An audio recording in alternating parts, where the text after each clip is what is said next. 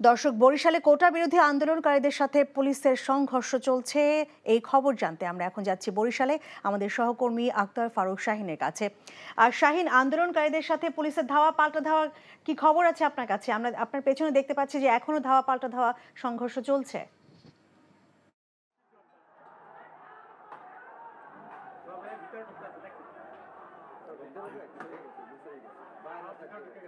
লীনা, আমি এই মুহূর্তে দাঁড়িয়ে আছি বরিশাল নগরীর নতুল্লাবাদ কেন্দ্রীয় বাস টার্মিনাল এলাকা এবং এখানে প্রায় 1 ঘন্টা ধরে পুলিশের সঙ্গে কোটা আন্দোলনের পক্ষে যারা আছেন সেই শিক্ষার্থীদের সংঘর্ষ চলছে।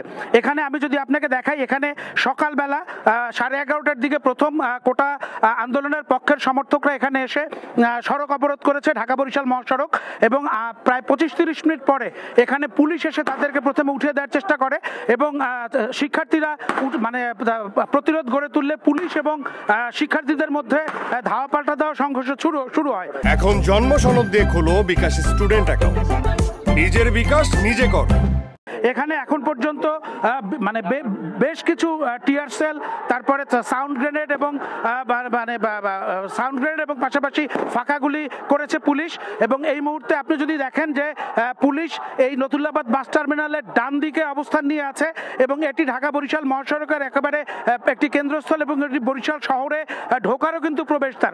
এখানে আপনি যদি দেখেন পুলিশ এখানে অবস্থান নিয়ে আছে। পাশাপাশি আমি যদি বাম দিকটা আপনাদেরকে দেখাই, শিক্ষার্থীরা কিন্তু প্রতিরোধ গড়ে তুলে অনেকটাই ভেতরে ঢুকে গেছে এবং তারা মুহুর্মুহু ইটপাটকেল ছুটছে পুলিশের দিকে।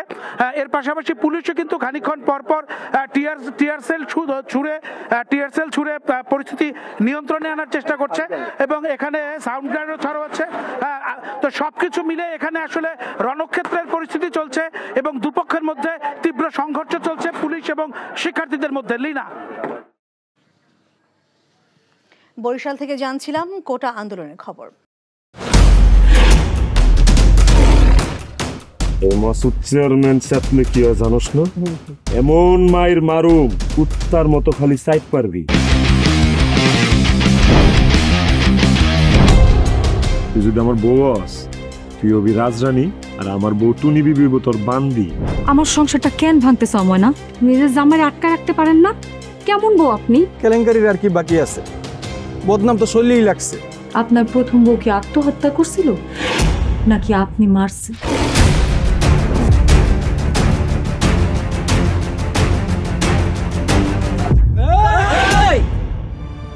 ময়না তো পালাইতে চায় না। ওরে পালাইতে হইবই। ময়না রে, তুই আমারে মাফ করে দিস। আমারে খাওয়ানোর মধ্যে 20 মাখায় মেরা ফলাইতে চাচ্ছে।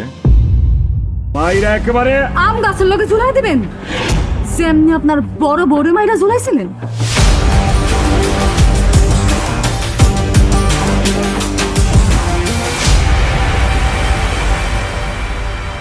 এখন জন্ম সনদ দিয়ে খোলো বিকাশ স্টুডেন্ট অ্যাকাউন্ট, নিজের বিকাশ নিজে কর।